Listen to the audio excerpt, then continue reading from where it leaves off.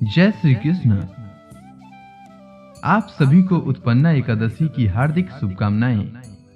आज उत्पन्ना एकादशी है। यह सभी एकादशियों में प्रथम एकादशी है। आज के दिन उत्पन्ना एकादशी व्रत की कथा अवश्य सुननी चाहिए, साथ ही दूसरों को भी सुनाना चाहिए।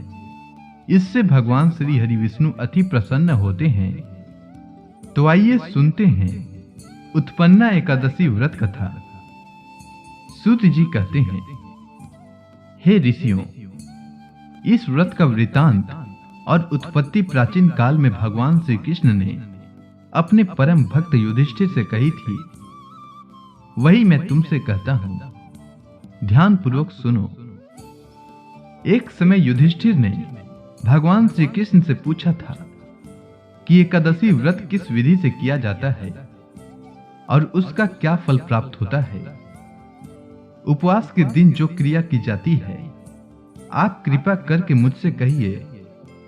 यह वचन सुनकर श्री कृष्ण भगवान कहने लगे, हे युधिष्ठिर, मैं तुमसे एकादशी के व्रत का महात्म्य कहता हूं, सुनो। सर्वप्रथम हेमंत ऋतु में मार्गशीर्ष कृष्ण एकादशी से इस व्रत को प्रारंभ किया जाता है। दशमी को सायंकाल भोजन के बाद अच्छी प्रकार से दातुन करें, ताकि अन्न का अंश मुंह में न रह जाए। रात्रि को भोजन कदापि न करें, न अधिक बोलें। एकादशी के दिन प्रातः 4 बजे उठकर सबसे पहले व्रत का संकल्प करें। इसके पश्चात शौच आदि से निवृत्त होकर शुद्ध जल से स्नान करें। व्रत करने वाले को चोर, पाखंडी, परिस्त्रीगामी, निंदक, मिथ्याभाषी तथा किसी भी प्रकार के पापी से बात न करें। स्नान के पश्चात धूप, दीप और नैवेद्य आदि 16 चीजों से भगवान का पूजन करें और रात को दीप दान करें। रात्रि में सोना या प्रसंग नहीं करना चाहिए। सारी रात भजन कीर्तन आदि करना चाहिए। जो कुछ पहले जाने अनजाने में पाप हो गए हों, उनकी क्षमा मांगनी चाहिए। धर्मात्मा पुरुषों को कृष्ण और शुक्ल दोनों पक्षों की एकादशियों को समान समझना चाहिए। जो मनुष्य मेरे द्वारा बताई हुई विधि के अनुसार एकादशी व्रत रखता है, उन्हें शंखोधार तीर्थ में स्नान करके भगवान के दर्शन करने से जो फल प्राप्त होता है, वह एकादशी व्रत के 16वें भाग के भी समान नहीं होता है। उन्हें वह फल प्राप्त होता है। व्यतिपात के दिन दान देने का 1 लाख गुना फल होता है।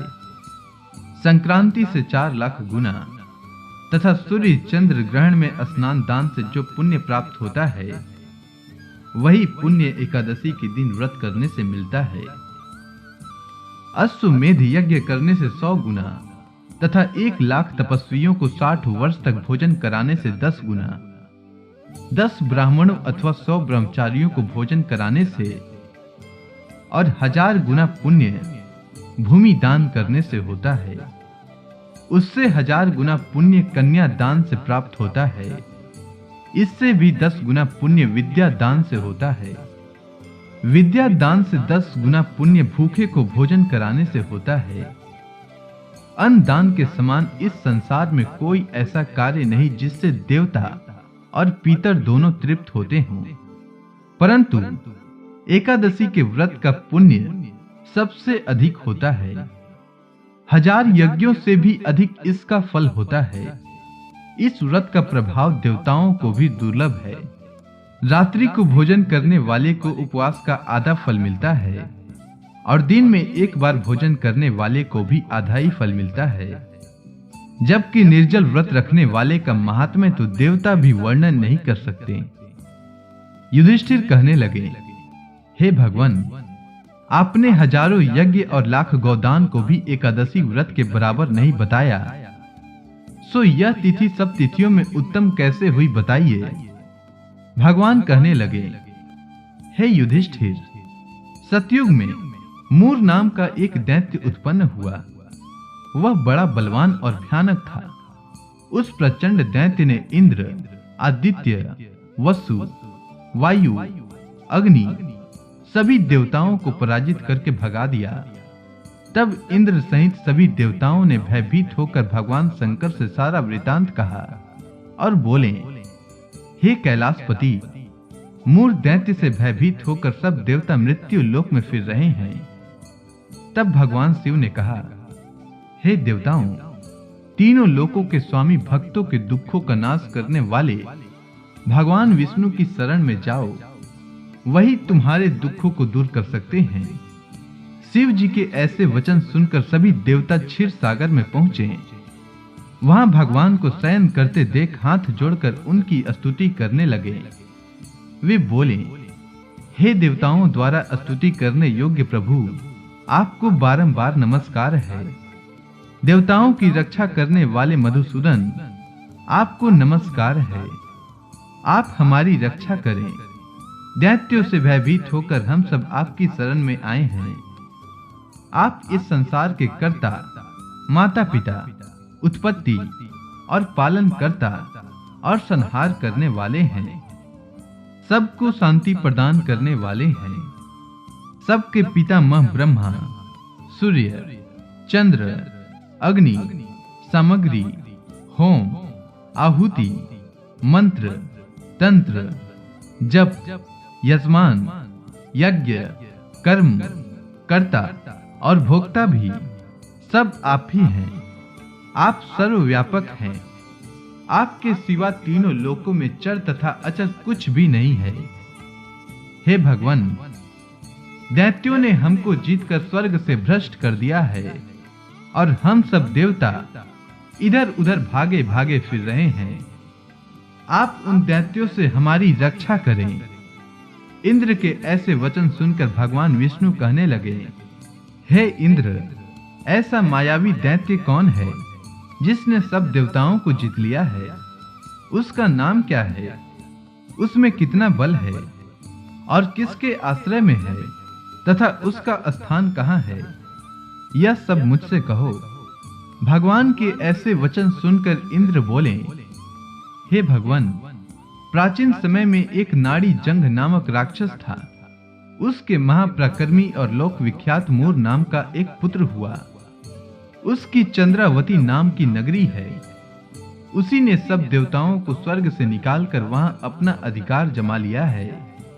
उसने इंद्र, अग्नि, वरुण, यम, वायु, इस, चंद्रमा और नैऋत आदि सबके स्थान पर अधिकार कर लिया है। सूर्य बनकर स्वयं ही प्रकाश करता है, स्वयं ही मेघ बन बैठा है और सबसे अजय है। हे असुर निकंदन, उस दुष्ट को मारकर देवताओं को अजय बनाइए। यह वचन सुनकर भगवान ने कहा, हे देवताओं, मैं शीघ्र ही उसका संहार करूंगा। तुम चंद्रावती नगरी जाओ।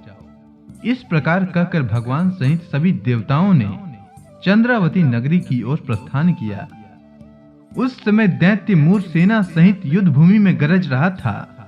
उसकी भयानक गर्जना सुनकर सभी देवता भय के मारे चारों दिशाओं में भागने लगे। जब स्वयं भगवान रणभूमि में आए तो दैत्य उन पर भी अस्त्र शस्त्र आयुध लेकर दौड़े। भगवान ने उन्हें सर्प के समान अपने बाणों से बिंध डाला। बहुत से दैत्य मारे गए, केवल मूर बचा रहा। वह अविचल भाव से युद्ध करता रहा। भगवान जो जो भी तीक्ष्ण बाण चलाते, वह उसके लिए पुष्प सिद्ध होता। उसका शरीर छिन्न भिन्न हो गया, किंतु वह लगातार युद्ध करता रहा। दोनों के बीच मल्ल युद्ध भी हुआ। 10,000 वर्ष तक उनका युद्ध चलता रहा, किंतु मूर नहीं हारा। थक कर भगवान बद्रिकाश्रम चले गए। वहां हेमवती नामक सुंदर गुफा थी। उसमें विश्राम करने के लिए भगवान उसके अंदर प्रवेश कर गए। यह गुफा 12 योजन लंबी थी और उसका एक ही द्वार था। विष्णु भगवान वहां योग निद्रा की गोद में सो गए। मूर भी पीछे पीछे वहां आ गया और भगवान को सोया देखकर मारने को उद्धत हुआ। तभी भगवान के शरीर से उज्जवल कांतिमय रूप वाली देवी प्रकट हुई। देवी ने राक्षस मूर को ललकारा, युद्ध किया और उसे तत्काल मौत के घाट उतार दिया। श्री हरि जब योग निद्रा की गोद से उठे तो सब बातों को जानकर उस देवी से कहा कि आपका जन्म एकादशी के दिन हुआ है, अतः आप उत्पन्ना एकादशी के नाम से पूजित होंगी।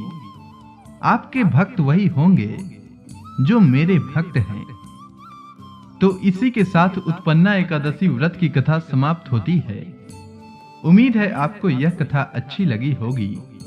अगर आपको यह कथा पसंद आई हो तो कमेंट सेक्शन में ओम नमो भगवते वासुदेवाय नमः लिखना न भूलें। धन्यवाद।